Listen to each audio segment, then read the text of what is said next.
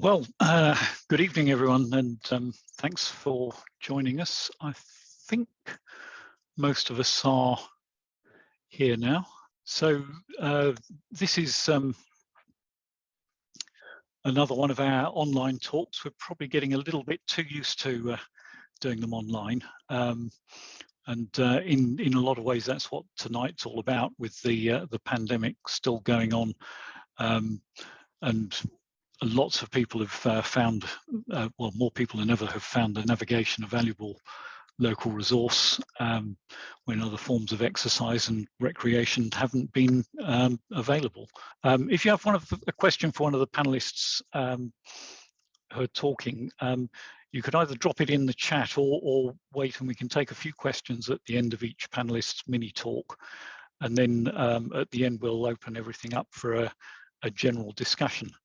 And so without more ado, I'd like to introduce the first of the panelists, which is our very own Neil Frost, who's going to talk to us about the activities of the working parties that have taken place during the pandemic. So Neil, I'll hand it over to you. Evening, everybody. Good to see some of you here. Some I know, some I don't know. I think we've got very few work party people here, so this might be of interest to you.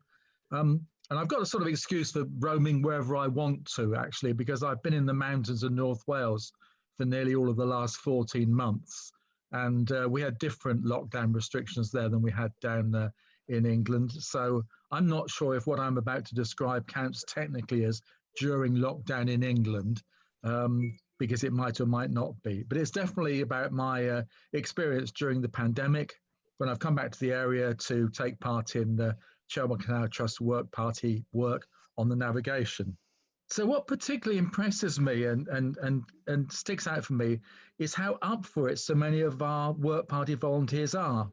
I sort of send out an email with requests to attend work parties, but with all the laws and rules and regulations there about social distancing, not sharing tools, sanitizing, not having the usual range of refreshments and so on, or maybe having to duck out because of the weather or because we're not quite sure whether we can get to a particular location. And our volunteers pitch up, judging that their chance of catching COVID is negligible and keen to get on with the work that they do. And they've not just worked, they've sometimes worked in the foulest of conditions. And this is the refreshment break for one of those places at Beeley when we were there in December 2020. We were working in the Langford Cut, if you know that. It's an overgrown section of what was actually an original canal before the Chelmsford Blackwater was built. And I'll invite you after this Zoomathon to go to our work party section of our Chelmsford Canal Trust website and take a look at some of the work we did there and the conditions it was done in along that cut.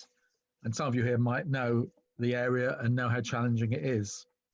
But just look at this group of fine people, socially distanced unless they were in a bubble, pragmatic about working together outdoors, respecting each other's health, and at the same time making the work party work for everybody. So if we move on, of course, one of the things we're most famous for in terms of the Chelmsford Canal Trust is our removal of floating American pennywort. We were only allowed to meet in groups of 6. These two fine chaps, Steve and Keith, turned up so that the 3 of us could remove this large raft of pennywort from the feeder stream. And if you know anything about the system, you'll perhaps know this is around the back of the old waterworks at Sandford. That's one heavy raft of pennywort we're going to have to lift out once we've brought it across the main river to the bank on this side and dragged it up on the bank. We didn't stop there with that one. We spent the rest of the morning dealing with pennywort. Hang on, William, further down the river before it enters where the river enters navigation and on down that section. By the way, it's just possible, that's why I wanted you to keep the picture there, William. It's just possible that that picture might be in a book that someone I know is online tonight here is about to publish, and we'll maybe hear more about that later on. Taking away that raft of pennywort, gets rid of the pennywort and its ability to break up and float further downstream. However, it also removes what would have been a fairly effective dam from that stream that we can see straight ahead of us. And that means that any pennywort that does come down that stream will go straight into the river unless we put a barrage across it. Now, again, another session, three guys, three of our trusty volunteers were out at the same spot as we just saw at the beginning of this year, replacing what we put up as a temporary barrage with this very fine permanent barrage, which is installed across the stream and hoping to catch as many little bits as possible. Of course, there'll be some of you saying, yes, but what about when the river floods? Indeed, when the river floods, we forget all about everything because pennywort gets distributed anywhere. But at this time of year onwards, levels remain fairly constant, and we reckon that that barrage there will trap any pennywort that floats down. And I have to say that one of our fabulous volunteers welded up some brilliant ground anchors that are hammered deep into the bank there, so that barrage is not going to get ripped away. And finally, partly because I think it's a brilliant picture and William took it, he's responsible for it, almost up to date, our Saturday work party a couple of Saturdays ago. I wonder if you recognise this. I won't ask for hands up or anything, but can anyone at this stage recognise where this is? Well, let me help you.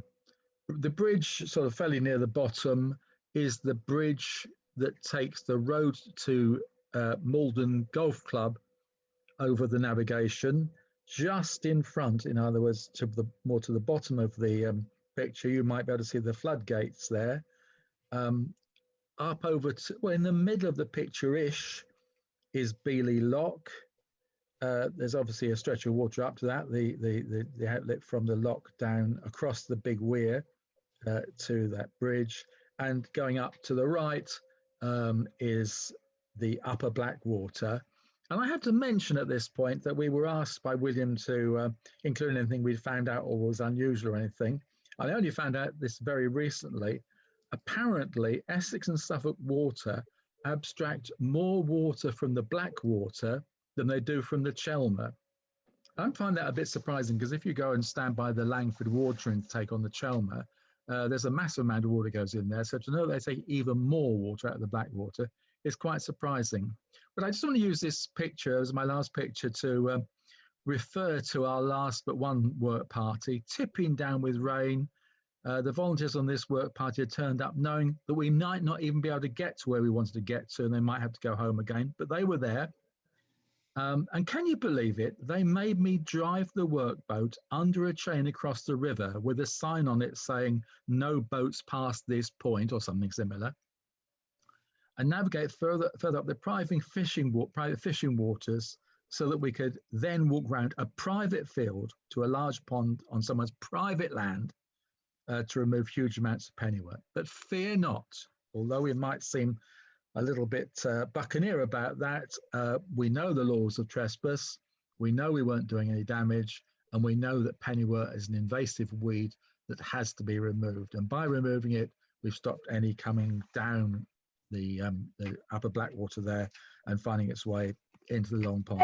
So just to summarise and to finish off, my use of the navigation has been in taking part in friendly work parties with lovely people. Being outdoors is beneficial to our physical health and mental health. As we heard from Joe Roberts at one of our Zoom talks in the year, it's especially good for our well-being to be out together, to have our spirits lifted, enjoying each other's company and working together to fight that common enemy that we have, floating American pennywort. Something else I've learned, well, I knew it already, so it's no surprise, but it's been reinforced. We've got a great band of volunteers. If you're here tonight, thank you. Oh, thank you very much, Neil. Yeah, I mean, well, I've a reasonably regular participant in the work parties, so things that I'm quite well aware of. That's probably been my participation in the navigation through lockdown. But the Then the next panelist I'd like to invite is you, Malcolm, if you're ready. Thanks very much, William, for inviting me. I'm Malcolm Noble, Chairman of Chelmsford Civic Society, and we're part of the campaign for providing a link or lock to enable craft to move in and out of the centre of Chelmsford. What I was asked to talk about was the Kilt Walk. Now, the Kilt Walk is a national scheme for raising money for charity when you raise sponsorship for all your friends and work colleagues, and the Hunter Foundation in Scotland match that pound for pound. So it's a very good thing. And it takes place around the Scottish cities. So why am I talking about Essex? Because of the lockdown. We're not allowed to walk with a crowd, with pipers and all the rest of it, as we usually do. We were told to go somewhere quiet and peaceful. And I thought, well, with lockdown, it was going to be quiet and peaceful along the canal, walking down to Heybridge Basin, and then along the coast up to and beyond Goldhanger, and walk back to Goldhanger to meet my wife. And I couldn't be more wrong in that judgment. I started, I did in the end 27 miles, as it happens, that day. And when I started early in the morning, it's from Springfield Basin, I thought, oh, well, this is going to be a miserable day. The weather wasn't all that good to begin with, and that Saturday, 24th of April, weather wasn't all that good, and there was nobody around. So I thought, well, what a miserable day it's going to be. But whistling a happy tune, I got on my way, and within, by the time I was at Sandford Mill, people began to appear. Initially, it was just walkers. It was family walkers. Now, one thing that you find if you walk along anywhere in Essex wearing a kilt, people will A, look at you, and B, if you're really lucky, start talking to you. And people were talking to me the whole day, at least until as far as Heybridge Basin. And given my interest in enlivening the use of the waterways in the city centre of Chelmsford, I asked them what they felt about the waterways in and around Chelmsford. And the enthusiasm was marked, was amazing. It changed my attitude to the day. I was as cheerful as anything from that. It was usually families, some young people, dogs were ubiquitous. And then after a little bit more, we found the young people on the river, on paddle boards, on kayaks, and blow me, they also wanted to talk to some eccentric Scotsman walking along with a kilt, wondering what we were doing. Eventually, I walked along a bit, and I was getting a bit tired, just in the cut-off towards Beeley Abbey, and I was struggling to find something in my bag, and a young woman came along thinking that I was ill. I was certainly struggling. She gave me a hand. She asked me what I was doing. I told her about the charitable effort, and blow me, she asked for my card. Always carry a pile of cards in case people ask me that. She put on £50 in sponsorship. A little while later, I got the photograph taken that William's just shown, and that was a big family sitting around there. They asked me what I was doing on the river, and I asked them, the canal rather, and I asked them how often they did that. And they said, when from spring through to September or October, we're doing this all the time. This is nothing unusual. And although I'm standing alone in the picture, trust me, there are loads of people around there. The chap said this would be a wonderful photograph for you to take of you. So give me your phone and I'll take the photograph. But I will only do so if you shout out so everybody around can hear, defend the union between Scotland and England, of which I was only too happy only too happy to do. That when I got to Heybridge Basin, all the discipline broke down. The social distancing and the good sense and following the restrictions that I found, particularly with families moving along the waterside, all changed after Heybridge Basin. People were crowding round, ignoring social distancing rules, all the rest of it. So I got a little bit nervous. But after a bit, of course, there was nobody there. What that brought home to me really is that I remembered when I first met William and Roy Chandler and others, and we spoke to some people representative of the local authority, and they were at pains to say that, oh yeah, it would be very nice to spend money on the waterways, but it isn't a priority because there's not that many people interested in using them. Well, if they'd walked with me on that day for 27 miles, they'd soon have another thing coming. It's a wonderful facility. And I think that if we can get home, as we're pretty close to getting home with the lock beside the Essex Record Office, then I think that we'll be getting the whole city of Chelmsford wanting to use its lovely waterways. I've said enough, William. Thank you. Okay, Malcolm, thanks very much. Are there any quick questions for Malcolm before we move on?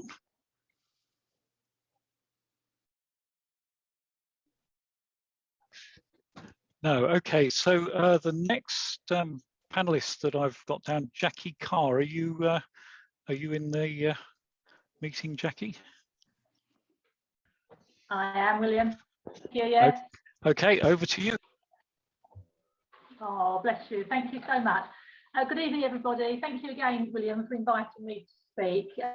I'm fairly new to the volunteering group, and my story really goes over 50 years. I mentioned when I joined Neil and the gang and yourself a few weeks ago that I was actually one of the children that came down new in about 1972 on the scheme that was organised by Dudley Courtman, somebody I've since found out about afterwards. So I'm now a teacher. I live fairly locally to the Chelmer and Blackwater, and during the first lockdown, like everybody else, I was home and missing my family, missing colleagues, and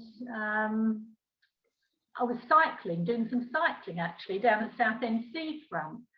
But I soon realised that this area had become quite crowded, and I was seeking something. I didn't know what it was at the time. I was seeking some peace and tranquility, and I didn't know where to find it.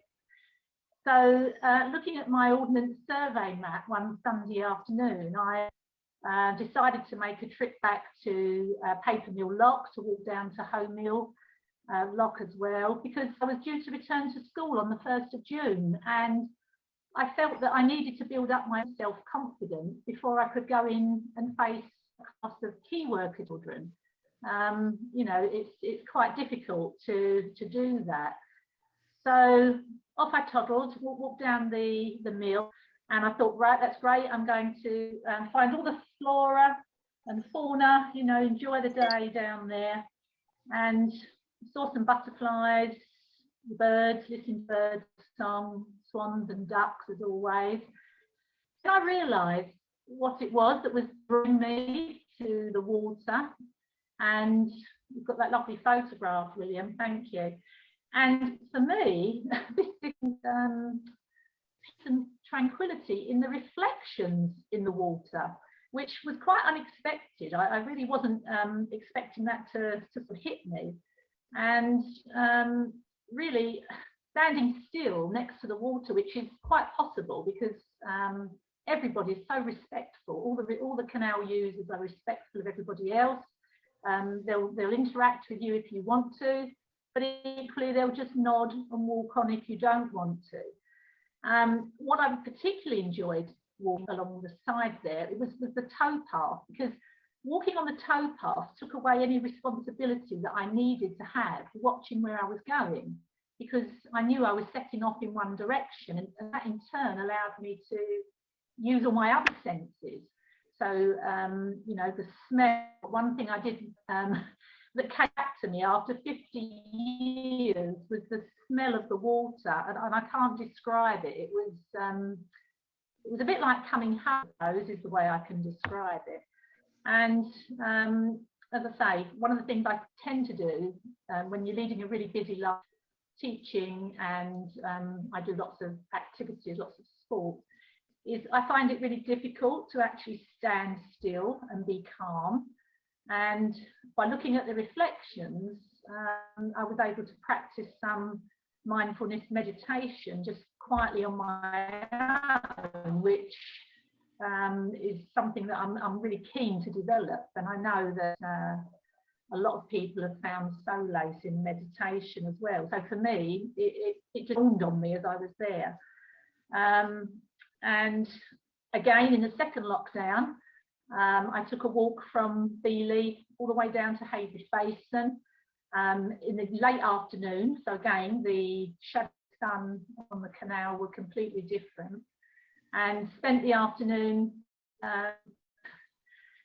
Malcolm has just described that the social distancing down at the basin seemed to be go out the window, really, because there were so many people there, and it made me realise that so many other people are coming to the waterside to unwind. And so I set off with a backpack all the way back up to Beeley, where I'd parked my car.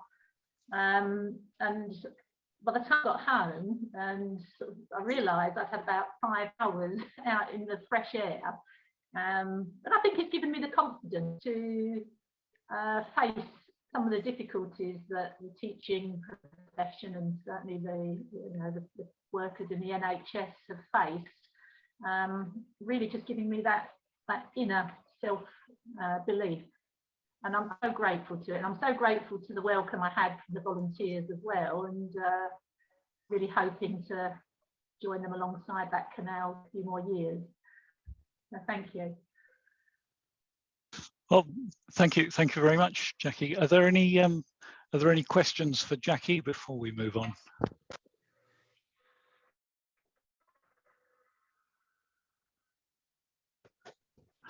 Okay, the long silence. So I think Annie, I've seen you. If I couldn't call you next, Annie from Frangipani Stand Up Paddleboards. I hope I pronounced that correctly. Perfectly. Thank you so much. Thank you very much, William, for the warm welcome, and I appreciate seeing everybody's lovely faces on the Zoom screen. My presentation is very short and sweet, but when asked about whether I'd use the navigation for exercise, I thought of one specific morning, actually, back in June of last year. We'd just come out of lockdown, and I'm an avid stand-up paddleboard racer. So I run Frangipani stand-up paddleboards in Malden, and we use the navigation for teaching and touring. We do Vitapics, and we do an annual City to the Sea paddle from Springfield down to Heybridge Basin. And I actually live right on the tidal channel, so I sort of really feel I know it inside and out. I've paddled it for years, and it's interesting, Jackie, your presentation about the reflections, because I have a image back from 2012 that I just snapped of some trees and the reflection of the trees on the navigation. That was a life-changing moment for me, because that's when I was on my paddleboard and I thought, right, I need to help other people see this. So I think reflections are fabulous. So anyhow, so I run Frangipani Sup, but this talk is really more selfish, to be honest. It's more about my own paddleboard racing. So I'm an avid paddleboard racer. And if you want to just flick through the pictures, William, that would be fine. And I'll just tell you as we go through. So we lost all this racing because of COVID. So this is the finale of a race down in Devon called the Sup the Creek, which starts at Kingsbridge. And that's the final finish line after a 13K race. That's me on the far side. And that came down to 100th of a second, which was exhausting, having paddled 13, it was about 13.5K, and having to sprint for the finish there. I was delighted to say that's the first and only time I've ever beaten that lady, but I did just beat her. Next picture, please. This was paddling from Putney down to Westminster, and it's part of the London Crossing event. That was quite an emotional race for me because I lived near this venue for many years. I lived in Vauxhall, and to actually be on the water paddling through London, I actually got very emotional. It's quite tricky paddling. Next picture, please. This was down in Buell Valley. It was a very, very hot day and it was exhausting, and we had to do multiple laps that day. Next picture, please. This is the start of a race down on the River Hamble, and this is the start line again. We just had the gun blow, and these ladies have travelled from all over. This lady here in the front in the green is from Jersey, and the other ladies have travelled from around the country. So I've made some great friends. Next picture, please. This is down in Baysut. This is an annual race, which is a technical sea race, and we run off the beach. We go around, lots of boys. We have to come in on our boards, drop our boards, run down the sand, round a flag, and back out again. And that's a technical race. So that board that you see there is a special board for what we call Battle of the Paddle style events. Next picture, please. This is a different board. This is a flat water race board, and this is the Battle of the Thames, which is an event run. It's about 16 kilometres. It runs from Surbiton up to Kingston Bridge and then down to Hampton Court. We do various loops with that. And that's the first race this year. So we lost all of our racing last year. We've lost all of our racing up to now, but this is the first race that's going ahead, and that's in about 17 days' time. I'm very looking forward to that. I've been training quite hard for that. And that board that you see there is a flat water race board, and that's designed for doing more flat water sort of churns like this one. Next picture, please. I think, can we just go back to, is there one of the running in the water? I think it was the very first picture of me running through some surf. Sorry, and that's, yeah, so that was just showing you what it's like if you're doing a Battle of the Paddle style race. So in the flat water races, you won't get off your board, but in the Battle of the Paddle style races, you have to get off your board and you have to run through the water and along the sand. So my sort of use of the navigation then was in June last year. It's the 4th of June. I trained all winter for my race series, and then of course we had COVID and we all got locked down. So I tried to keep training at home. I have a shed in the garden. I converted that into a gym, and I bought a rowing machine. And of course, we were kept off the water, but I kept going. I've got a coach in the States that I work with, and it was great to keep going. It was tough at times to keep training. Then on the 4th of June, we had an international SUP race called SUP United. And athletes from all over the world got together for this race, and it was a 10-kilometre virtual race, and we all had to do it in our local waterway and do our times. And I did mine from Heybridge Basin to well, I did 10K. So I did from Heybridge Basin. I started out in stationary just by the tea hut, and then I legged it for 5K and turned. I had to do one turn and come back again. I was on my own, and I'll never forget that day, actually, because it's the first time I'd ever really sort of raced on my own like that. And yet I felt really connected with all these other athletes from around the world. And my time was pretty good. There was I finished 3rd in my age category in my group, and I will always remember that, feeling very connected with all these other athletes from around the world. And yet I was on my training ground. So I use Heybridge Basin to Beeley, there and back. You can get 8 kilometres out of that without having to portage your board. So and that's why thank you so much to Neil and all the volunteers who keep the penny walk down, because with the penny walk there, we couldn't train in that space. So I plough up and down and up and down and up and down that, and then I leave that water and I go around the country and race. So thank you to all of you that helped to keep that piece of water open, and it has a very special place in my heart. Well, thank you very much, Annie. That was very interesting.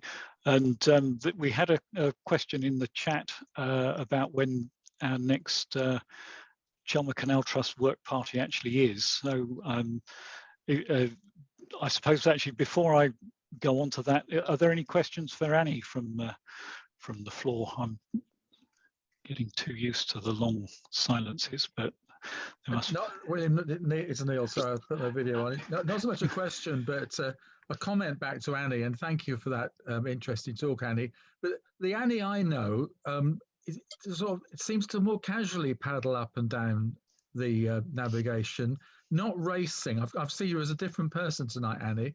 Not racing, but just casually enjoying the surroundings, often with a group of other stand-up paddleboarders. Yeah. So you've changed my impression. Yeah, well, you see, there's two sides to it, really. There's the work side, which is when I'm doing guided tours or I'm teaching beginners. And I think that's probably why I got into the racing, actually. I'll be honest, it's really selfish, but for me, the racing is just my special time. It's my special place.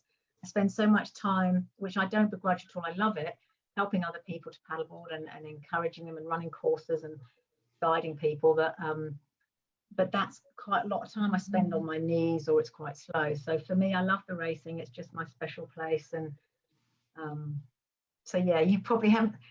I'd like to think, Neil, that I'm a blur. When I'm going fast, I'd like to think you would see me. Annie, I think the last time I saw you, Annie, Peter saying, Pam saying this, I think the last time I saw you and your other guys had done a fabulous job doing some litter picking. Yeah, that's right. I fell in that day, actually. I fell in at the start of that litter pick. I was a bit grumpy about that. I managed somehow to roll off the jetty at the tea hut, fell in right at the start of the litter pick. But yeah, we do try and pick the pennywort out when we can, but it's such a beastly thing. It's so determined, isn't it? It is. It is. how was it on the Thames? You said it was a bit scary. How do you manage to get out? So it was all very well, and we did it at low tide, and we got on at Putney and we got off at Putney, but we actually had a break at a beach called Lax Beach, which is, if you know where the big MI5 or MI6 building is, right by Vauxhall Bridge, there's a beach there called Lax Beach. So we weren't allowed to go under the Westminster Bridge going east. We had to turn there. Port of London authorities said no one's allowed to go under there, so we turned there. So the tide took us from Putney to Westminster Bridge, the fastest I've ever been on a paddleboard. I maxed 10 kilometers an hour on my paddleboard. It's the fastest I've ever done 10K. So on that race, that virtual race, it took me an hour and 20 minutes to do 10K on Chelmer.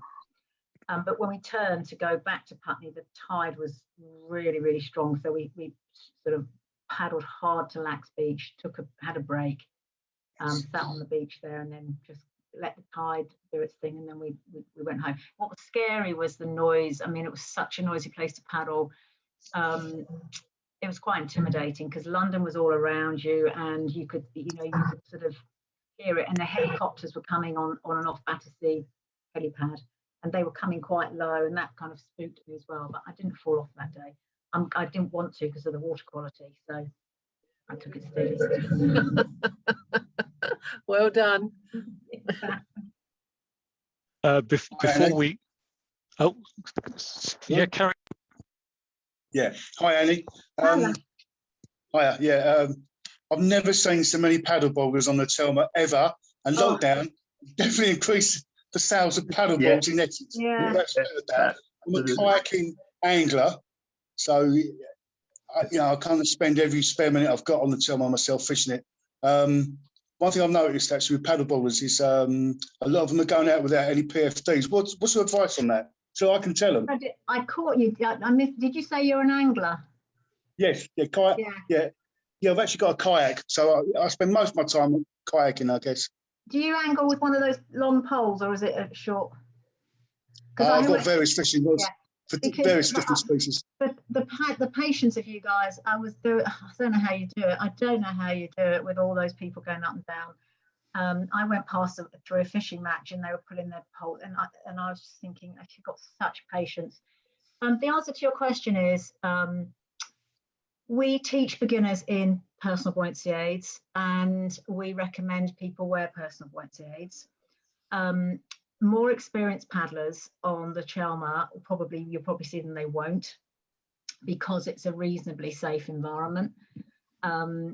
What we have seen though is that a lot of people have been going out on paddleboards who really haven't really understood what they're doing, and I think it's got quite difficult on the Chelmer actually. I thought last summer I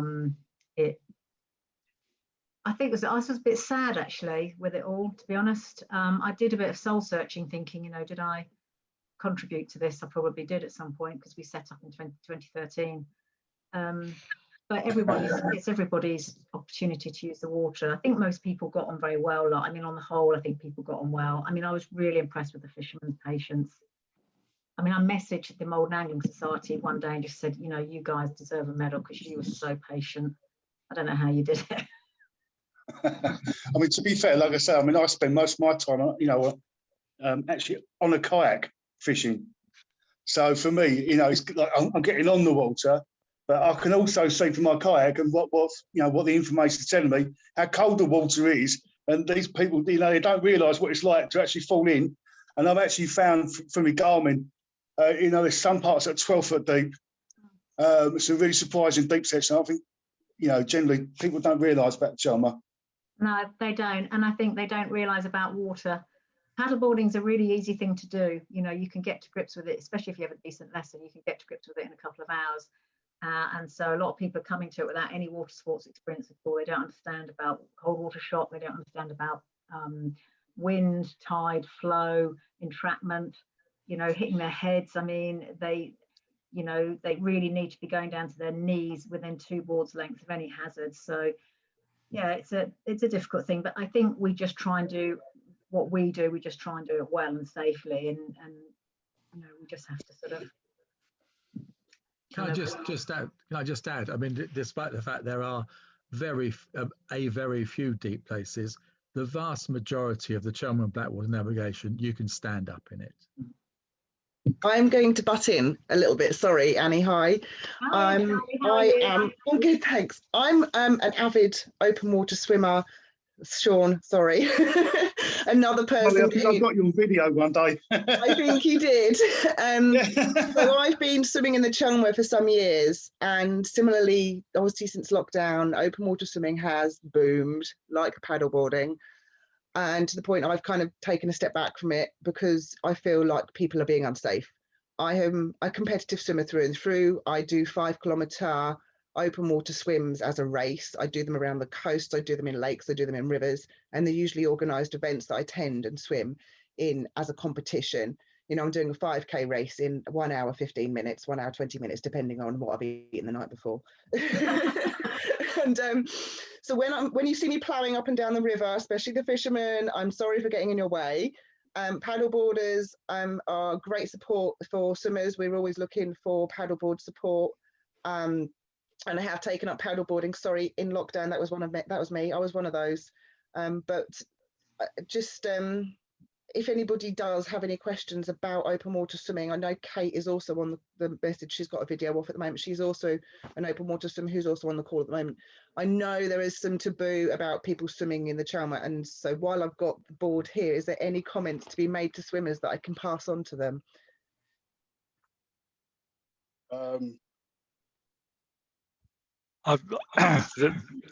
I'm be slightly concerned. I know people who go in for scuba diving are very keen that boaters are aware of any swimmers in the water when it comes to their propellers and things like that, which can be a hazard. I don't know if you've got any observations about that. And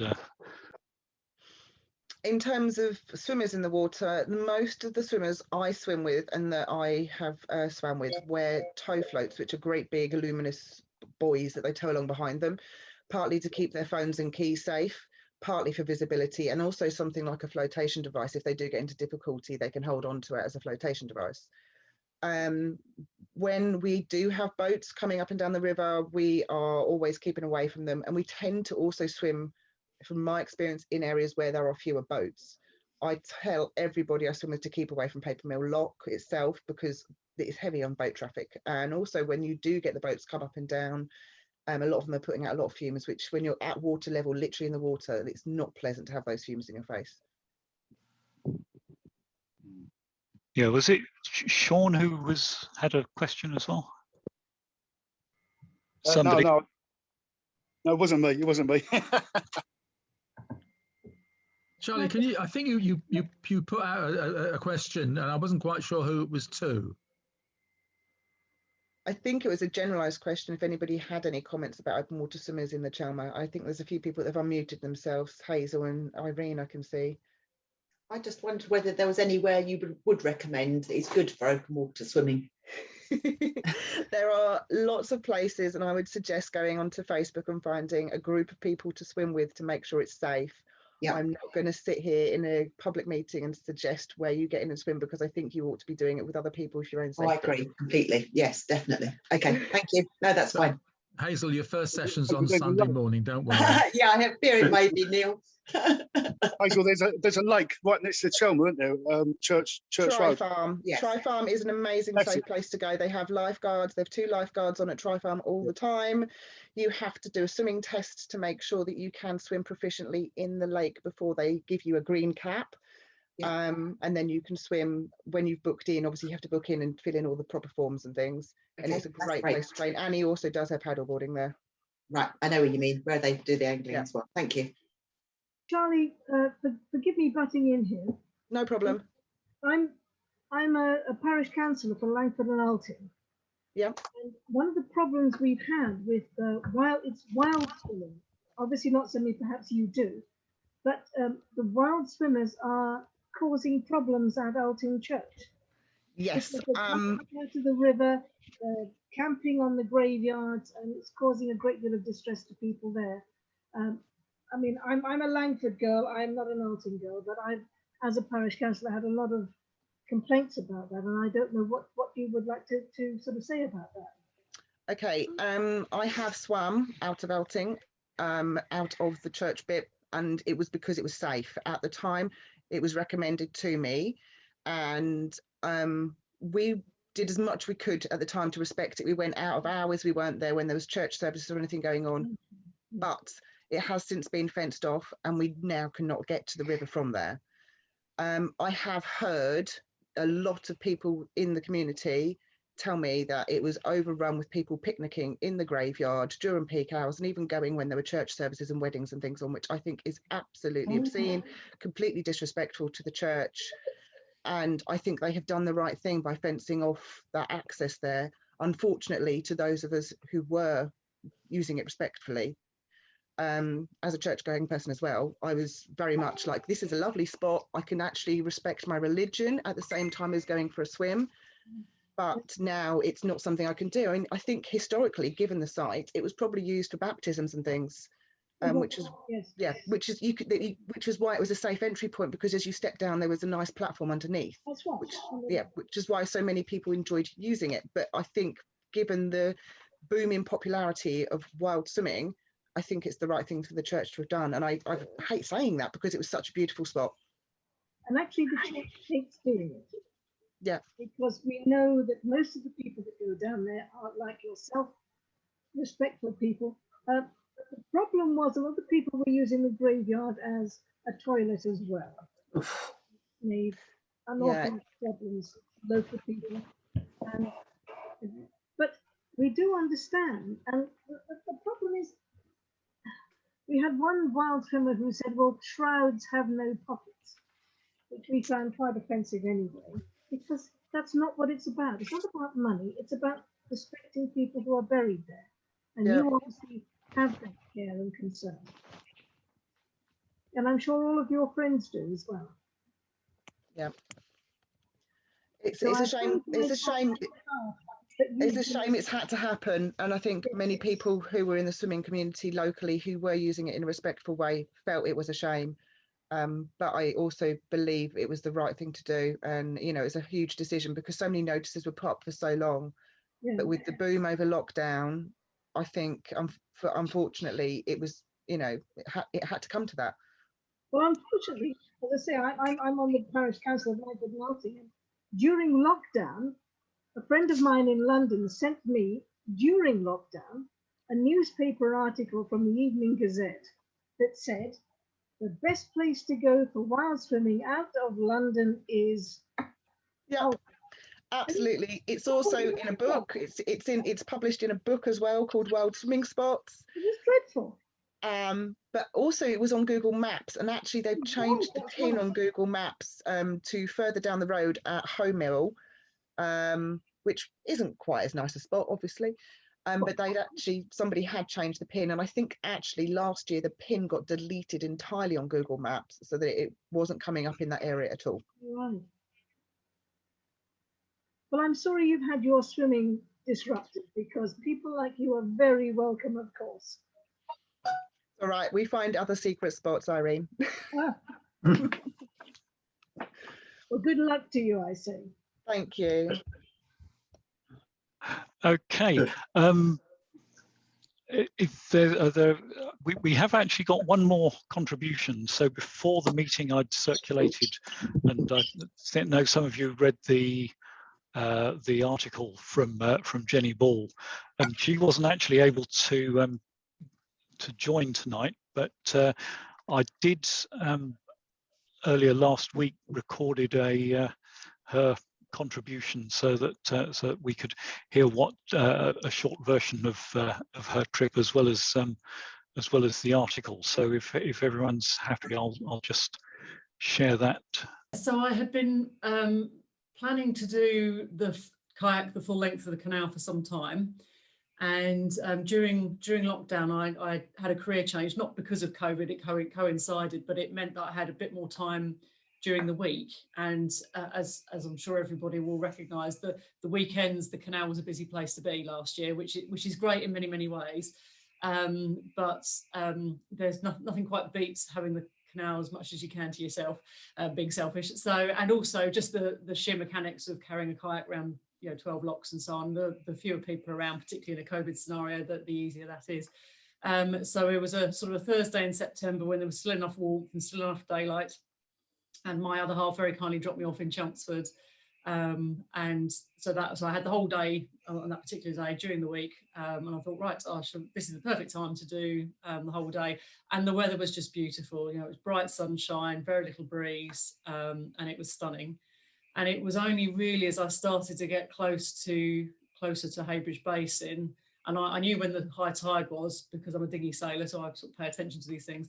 And it was only when I got a bit closer and thought, actually, you know what, the tides are going to be right if I wait an hour at Heybridge Basin, and because the winds were so light, I can just go around, get in the Blackwater and do the whole lot and go down to Bradwell Waterside. Yeah, so you actually arrived at Bradwell in the dark, didn't you? Yes.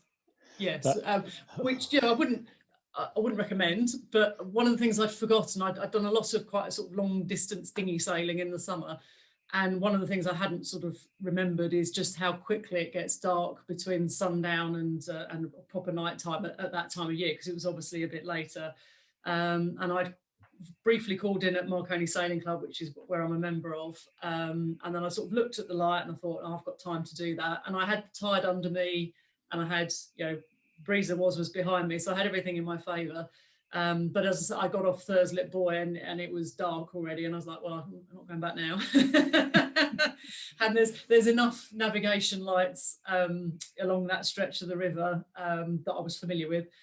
So I knew where I was going, and the only frustration really was I wanted to really sneak in behind Peewit Island, which, if anybody knows, Bradwell Waterside is an island that sits kind of offshore. And at high tide you can get around the back and it's a shortcut, but because it was so dark I just couldn't see my way round, and the tide was falling, so I thought I'll go the long way round because then I know I won't be up to my neck in mud. So I did. So I did arrive in darkness, but it was fine. It wasn't a concern. So were there other times when you managed to get out on the navigation? Several times. The advantage of having that sort of bit of extra time, really. So the first thing I did was to walk it. It's a lovely walk, as everyone will know, a lovely walk from Springfield to Heybridge Basin. So I did that fairly early on when it was okay for us to be kind of out and about in lockdown. And in fact, I think I did that walk at least twice during the various lockdowns last year, just because I enjoy it so much. It's lovely. And then I did a few shorter paddles on the canal. I'd not kayaked on the canal before, so I definitely launched at Heybridge Basin and went up, not so far, just maybe a couple of locks. And also my brother and his family who live in Chelmsford, they, like many people did, got stand-up paddle boards last year to use on the canal because they live in Chelmsford, so it was a great way of accessing the water in their own backyard, as it were. So there were a couple of times when we sort of met up on the water, my brother and in particular my nephew as well. So yeah, had plenty of opportunity. Yeah, I didn't waste the chances. So how valuable would you say it is to have the navigation sort of nearby? Oh, hugely. Yeah, no, hugely. So, I mean, I sort of born and bred in Chelmsford and King Dinghy-Sal, as I've mentioned, at this end of Blackwater.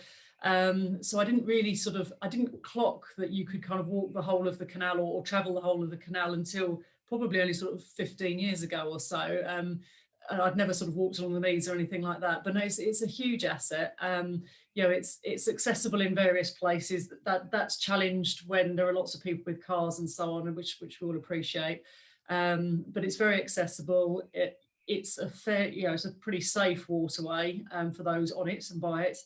I mean, nowhere's perfectly safe. And again, as a dinghy sailor, I know I've always got my life jacket on, and I find it very odd that people don't. But I sort of get it because it's quite a shallow stretch of water, and you're very close to the banks and so on. So it's nice and safe. And for all I love having the canal to myself, because I'm selfish, it was very clear last year when I was out and about on it how many people were on there for the first time. And I don't mean that disrespectfully, I mean that in a positive way. So they'd gone out and got themselves a kayak, or maybe they'd just taken a picnic down or whatever. And the joy that they were getting, adults and children alike, from that space in the middle of Essex that you wouldn't necessarily know was there, I think is really valuable. And to think that, you know, several decades after it last being used commercially, the fact you can still do the whole length and the lock gates are all working and so on is a huge testament to everyone involved in keeping it operational. And certainly people like me don't take that for granted at all. Brilliant. Thank you very much. No problem, and good luck with it next week. Okay. Well, I wanted to share that with everyone, and I think it's particularly notable. I think her in common with Malcolm, I think your walk also encompassed the estuary as well as the navigation, and it sort of reminds us that the Chelmer and Blackwater is linked to other navigable waterways as well. While I'm sort of on the subject, some people have asked about our work parties following Neil's talk. So if I can just share again a different screen. If you want to find out about our work parties, we've got this page on our website where the next work party is mentioned and in more detail nearer the time. These links down the bottom, you can look at the reports of the recent work parties and see yourself in there if you've come along. And then also if you want to look further afield, we've got the all the work parties and other events that we fixed coming up. They're all listed on our website as well. So that's just a quick plug. Okay, I'll be quiet now if other people got things to say. William, I'm hoping John might have some input. I can see him smiling there. John, tell us about your experience. Yeah, if I may jump in, my enjoyment of the navigation is all associated with wildlife watching. I live in Malden and have been living there for about 20 years. And for all that time, we've been wandering around the area, and the whole area is superb for wildlife. One of the things about the wildlife in the area is it's changing quite a lot. You're probably all familiar with the egrets, for example. It's a sort of positive change. The egrets actually nest in Chigborough and they're generally seen all over the place. There's other wildlife that's turning up now. You perhaps know about Egyptian geese, which are the noisiest, most raucous geese we've got. They've begun to breed. In fact, you sometimes see them around Beeley. And so that's kind of on the positive side, but there's sort of things that are less welcome. Some of it is birds disappearing. So unfortunately, over the last few years, we've had birds such as a willow warbler and spotted flycatcher have gone. About 3 or 4 years ago, the last spotted flycatchers locally were breeding in Beeley Abbey, but sadly they no longer do so. And then we have the sort of unwelcome arrivals, such as the floating pennywort is a good example, or Japanese knotweed, or the various pests for trees. So that we got, I don't know if anyone's got box hedges or did have box hedges, but absolutely amazing that the speed of arrival of box moths, the sort of small black and white moths that first appeared on the scene only about 3 or 4 years ago around Malden. And now that extent, I mean, my box hedge is gone. There's thousands of the things, there's infestation. So there's good and bad. And so something I've been looking at and sort of just about completed a project is to write a book to capture the wildlife at this point in time. It's not a sort of a big glossy sort of money-making venture. It's more just a record of what wildlife we have around Malden and Heybridge and so on, with an idea to hopefully influence, help people become more aware locally who are interested. With lockdown, a lot of people more interested in wildlife, and also hopefully to assist planning groups, the councils, various councils, parish councils, district councils, just to inform them of what we have around us to help with the decision making as to what we might want to do. So all that gets around to where I got in touch with Neil, because as part of the book, I'm trying to put photos in. I thought, well, I know, it'd be nice to have some photos of the pennywort as an example of something that's unwelcome. And so a quick look on the web, and I found out that Neil and his working groups had photos. And so the next thing I know is I was out there with my Chrome the other week, up to my sort of wellies in mud, dragging the pennywort out. So nothing like getting involved directly. So the canal itself, to go to talk about the specific canal wildlife, is really good. It's frustrating sometimes because you can walk up and down and think you've seen absolutely nothing. And I think the good example is kingfisher. Very, very easy to spend a lot of time on the canal and never see a kingfisher, but they are there. But there's other things that are quite special. There's a dragonfly called the scarce chaser dragonfly. It's got nice blue eyes and comes out about June. And for a while, when it was discovered on the canal, it was the only place in Essex where you could see them. Now they have since spread a bit more. You can see them elsewhere.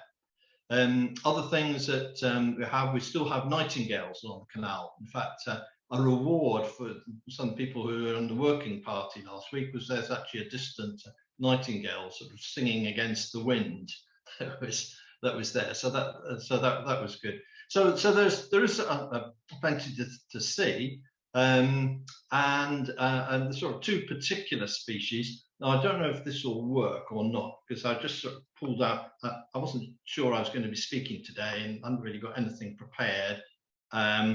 This may or may not work. Can you see a turtle dove? Can anyone see a turtle dove? Yeah, we can see that. Yeah. Well, turtle doves are disappearing at a frightening rate around Britain. Essex is kind of a stronghold. I'm not sure if you can call it a stronghold. Last year, I think there was just a couple of pairs calling in the Malden area, which were both on the canal, and there's been one this year as well. So I'm sorry, it's rather not the best photo of one. You might think, well, it looks like no, I won't insult it by saying it looks like a street pigeon, but they sit on the tops of trees and purr.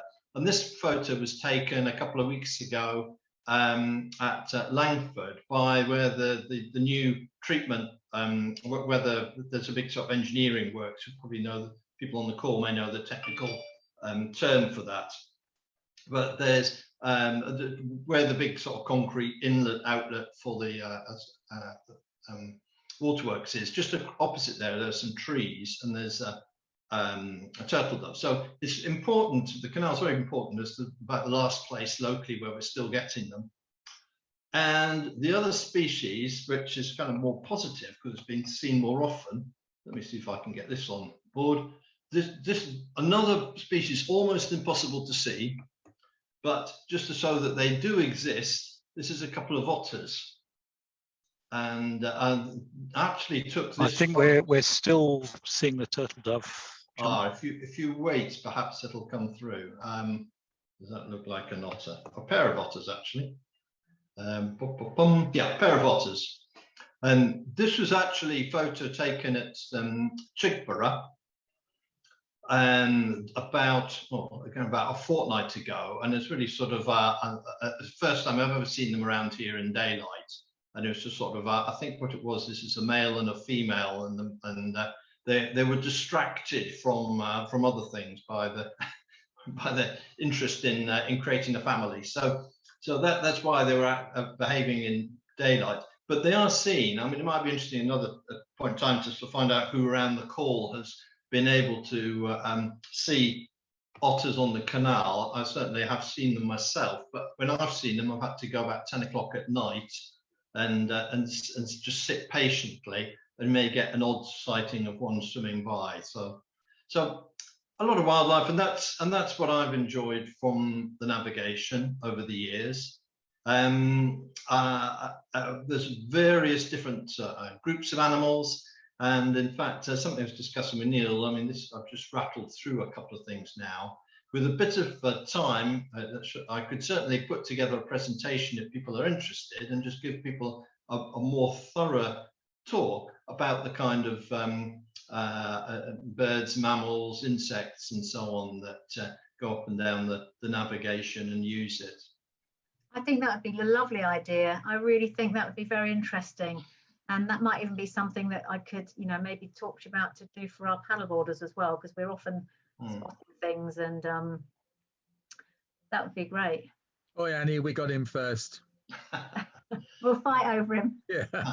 But one positive, I mean, it's with wildlife, there's a lot of negatives at the moment, but one positive, and I mean, this is just an observation, there's no science behind it, but a lot of the best wildlife in the area is actually on the estuary. It's the various ducks, the waders and wildfowl come to winter. And several species are now moving up towards Maldon. And in particular, there's quite a large wintering flock of avocet. I don't know if anyone's been on Maldon in winter and seen a sort of flock, there's 300 or 400 avocet out on the estuary. These birds are moving upriver. And the only reason we can think of that is that actually water quality is improving coming out of the Chelmer. And so, I mean, that's just my own anecdotal observation, but it certainly does appear that there's more attraction just recently around the area than there was before. John, if I can just follow up on a couple of things you've said. Just a point of information, I think that structure that you're talking about at the Langford water intake is actually an eel trap to prevent eels being sucked into the into the water intake there. It's cost an absolute bomb of money to put the thing in there, but it's quite interesting the way it operates, and it sort of automatically flushes out every so often and returns any eels that have been trapped back into the navigation. But you started by talking about invasive species and pennywort and so on. And it does prompt me to say that many of you might know that this week is National Invasive Non-Native Species Week. And there are all sorts of activities and things going on. If you want to find more about it, go to the INS, I-N-N-S, Invasive Non-Native Species Secretariat website. And there are all sorts of things there. During the week, I've attended a few webinars and so on. And there was a fascinating one given by, I think it was the Midlands Angling Trust or the Institute of Fishing or something like that, last night, where quite a lot of the talk was about the various mussels that have become invasive. we've got quagga mussel, we've got zebra mussel. And the quagga mussel is one of those mussels that is so successful in breeding that it's causing huge problems to water supply pipes. And they showed a picture of the inside of a pipe that must have been something like 3 meters in diameter, an absolutely massive main pipe.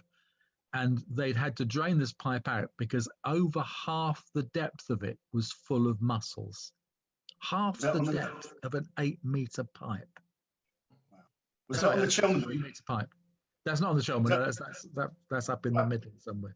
But you know, they're getting everywhere. We've got all sorts of invasive species around here. I think we have found zebra mussel on the navigation, and we've got signal crayfish, and all sorts. Which is why it's so important that everyone adheres to check, clean, dry, and make sure they they dry their equipment, clean their equipment, and clean their equipment before they leave, and dry their equipment at home so that anything it's on it doesn't get transferred to another water body. Can I just put in one little thing of terminology? I know it's ironic that we're called the Chelmer Canal Trust, but actually the only bit of the system that's a canal is the bit from Beeley round to Heybridge, the long pond. That's the only bit that's artificial. The rest of it is a river. It's a navigation. And isn't it ironic that we're called the Chelmer Canal Trust and we promote the Chelmer Canal, as it were, but actually we're promoting the navigation. It's actually classed as a river canal, isn't it? Both. Well, it's a navigation, yes. It's a navigable river, a navigation. Yeah. Okay. You could also add the bit up to Springfield Basin as well. That's artificial, Neil, but we're maybe splitting hairs. Yes, you can talk about several cuts away from the navigation, yes. Yeah, if I might just use the opportunity very quickly, I see with Sean on the call, and I mean, obviously the angling, the anglers on the river spend a lot of time sitting there and probably see a lot, and also from the fish, I've got a good idea of water quality. Sean, do you see as the water quality getting better, worse, or much the same? Or I mean, what have you any thoughts? I think the fish are doing well. I don't think the really dry summer last year and the horrible floods this year helped. But I've definitely seen improvement with fish quantity, the rate, growth rates. I go through the species. I talk to people. I know, and obviously what I catch myself. And I know it's quite an exciting time right now. I think nationally, compared to obviously rivers around the country, maybe we're not there in terms of size of fish or amounts of fish, frankly. We certainly don't have, obviously, there's certain species that we don't have, like barbel, which obviously, a lot of rivers have, but that's more fast-moving rivers, not the slacks of the Chelmer at 3 miles an hour. But yeah, I've been really impressed actually, and obviously for myself during lockdown, I've got more time to fish it, and the place become even more impressive. The more I fished it, the more I was actually more impressed, and the more there was a lot more anglers last year. There's a lot more everybody using the river, and it was quite really interesting actually to find out what people were catching and what fish were evident in the river. I didn't hear too many complaints in the sense that like some anglers say, there's otters ruining it, and there's this, there's that, and a lot of fishermen like to complain because we're all that sort of age, like old and grumpy.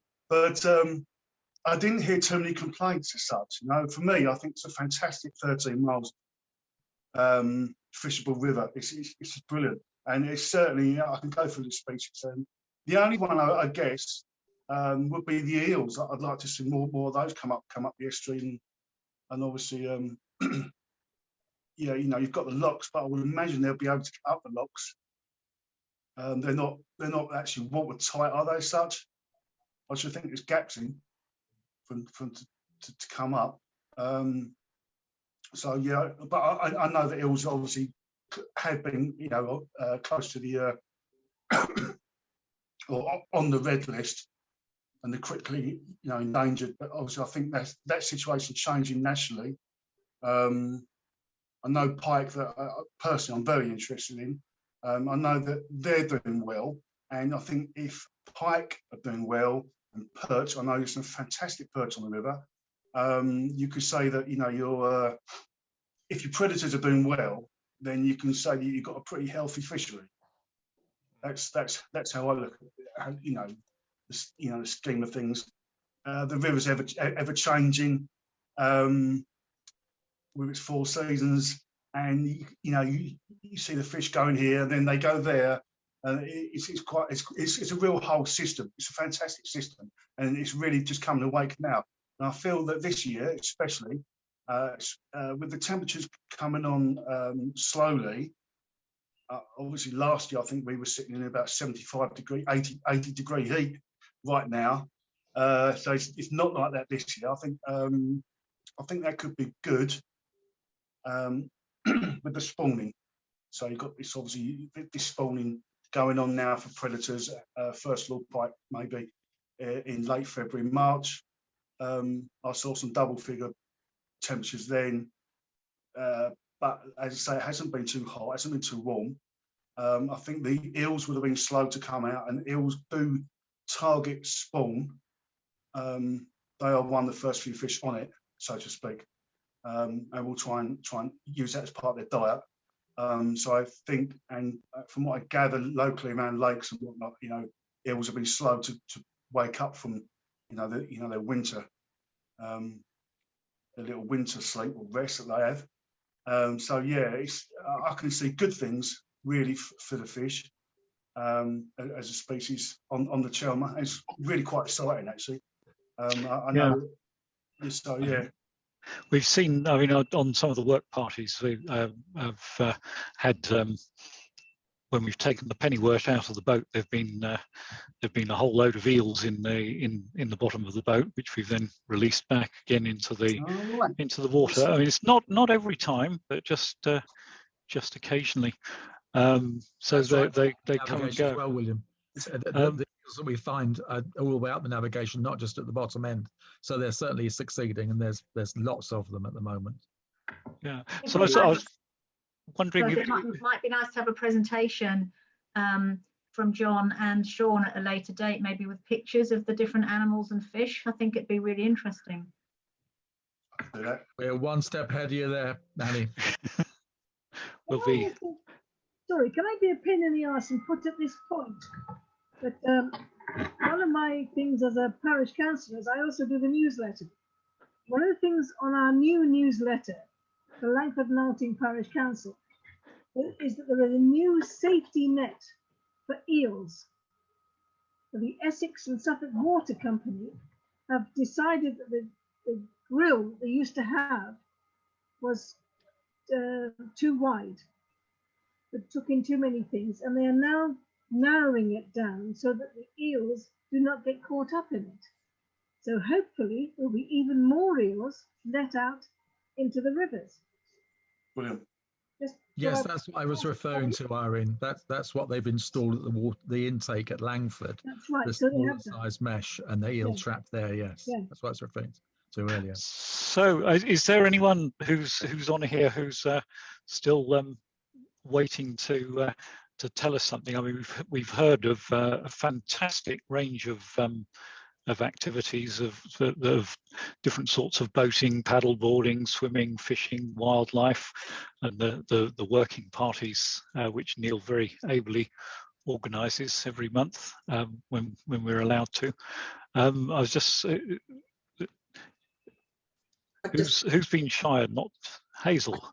I was just going to say that I didn't use the navigation that much during lockdown, just because I wanted to be kayaking on it, and the social distance just didn't make that possible. I did walk along it quite a few times and sat by it and saw for the first time my first 2 kingfishers, and it was thrilling, just absolutely beautiful. So yeah, really nice.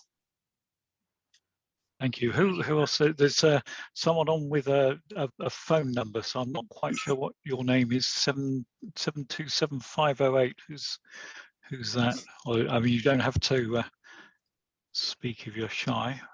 Well, phone number 5. I think William. I think Susan Ware is trying to be accepted in.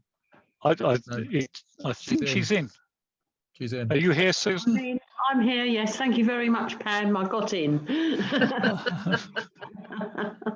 Fire away, Susan.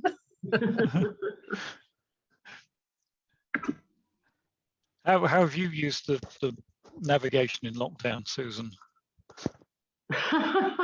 Well, Pam and I went and had a wander, didn't we, yesterday?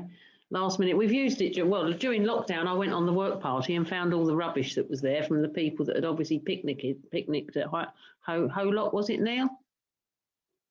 Or I Rush's? remember which one it was. One of the two, but an enormous amount of picnic waste, as if they just got up and gone. I don't know, has anything been said, Pam, about what we saw? No, I haven't mentioned anything yet. Now I know that you're there. I thought you would want to do it. No, I'd rather you did. But we didn't see very many people yesterday, did we? Somebody with a dog. There was 2 paddleboarders on the river. But we went to the office. I'm not sure who that gentleman was that filled us in.